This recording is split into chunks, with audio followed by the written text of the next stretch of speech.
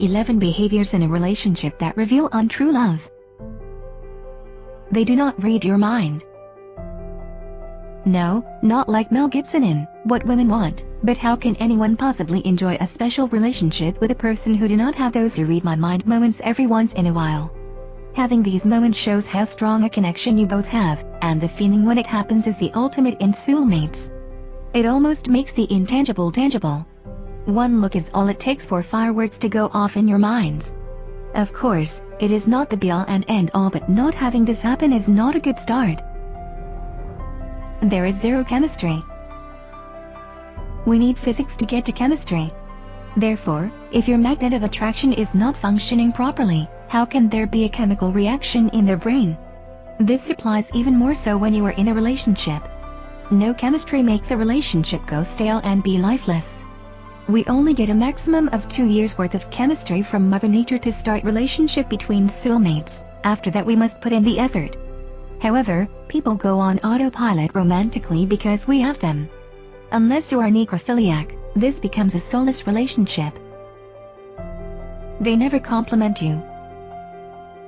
The late Mother Teresa once said that there is more hunger for love and appreciation in this world than for bread.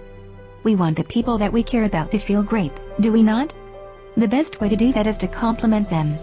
An example for the ladies: you look beautiful in that pink dress. And the fellas: you are so amazing taking me to the theme park on your day off. It is a little reminder that they are indeed important people in our lives. If that even rarely happens, let alone wanting to bring you down a peg or two, then you must ask yourself why. You feel judgment on a consistent level. That cheese you are eating stinks more than your awful smelly feet. Put it away and take a shower. Being judgmental is like cyanide for relationships, except the poison is gradual and it gnaws away at what you have with your boo-bell. Carolyn Hidalgo of Tiny Buddha agrees. Many believe love is putting up with, sacrificing, tolerating, or suffering in silence, thinking their commitment is proof of their love. This is not love. Do you think that this constitutes a special relationship? Hidalgo adds, understanding, seeing, hearing, and accepting someone for who they are is love. In other words, talking to your sweetheart and conveying your dislikes in a calm manner can promote individuality within the two-person union.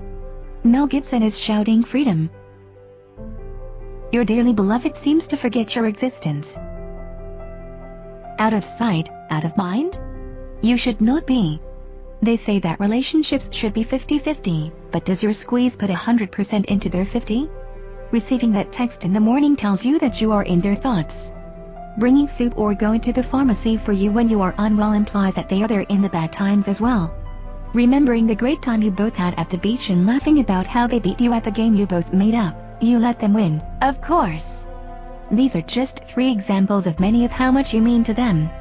It is all about how high you are in their list of priorities. You feel the need to retype text messages. Does it feel like you are writing a Pulitzer Prize novel, texting your honey bunny something that normally takes 5 seconds? Type, delete, start over. Rinse, wash, repeat. Worrying about what to say in a text should worry you and set off alarm bells in your head. Soulmates just text each other, and if the correct message was not conveyed, they explain themselves. You are finding yourself forever explaining their actions. Friends and family mention something to you about their behavior and you explain why, making you feel like you are caught in the middle. Kim Quinlan of the Thought Catalog writes, you make excuses for why they treat you the way they do. You have to reassure your loved ones that you're with the right person, instead of them being able to see it themselves from the way you two behave around each other and the way your partner treats you. It does not matter whether their behavior caused tension, anger, confusion, perplexity, or just plain old curiosity. Soulmates do not need to do this on behalf of their other half. No work on the relationship on their part. Relationships are a one-man tango, said no one ever. There is no 100% in their 50 share of the relationship, not even in the smaller stuff. You invite them to come out to trivia with your friends, or to go to your family's house for dinner. Sometimes they come and sometimes they don't, but they never seem too excited about it, says Quinlan. Soulmates jump at the chance to spend quality time with you and the people you hold dear. If that is not the case, then you will no doubt also experience the following, as Quinlan informs, and they never make much of an effort to incorporate you into their life either. You know very little about their friends and family, even though you'd like to. You are not invited to the family home where Trevor or Trixie grew up or hang out with the crazy crew on a Saturday night, keeping you at arm's length. Thus leading to Quinlan's conclusion, and sometimes, it feels as though you're leading two separate lives that barely even overlap one another. They are not happy to see you. This one is self-explanatory, but seeing as though we love our readers, you are in a relationship because the other person makes you feel good when you are in each other's company. No one really believes the rom-com movie hype of beaming with happiness, unless you're coming back from touring Iraq. No matter the differences or physical distances, they should always be happy to see you, and vice versa. If not, distances will not just be physical.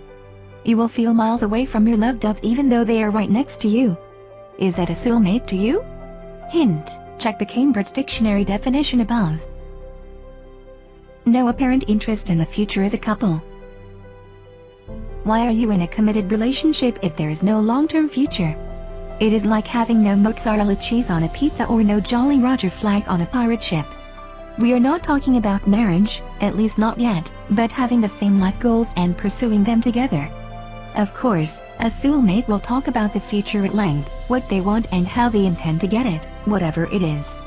If this is not happening, there is no way that they can be your soulmate. Me hearties. There is an uneasy sense of insecurity within the relationship. The first two words that spring to mind are, on an edge. That is what insecurity feels like in a relationship. You do not want to set them off, do you? You are afraid of what Trevor or Trixie might think if you say they are wrong or you contradict them in any way. With a soulmate, everything seems plain sailing. You talk with candor, respecting each other's points to a view.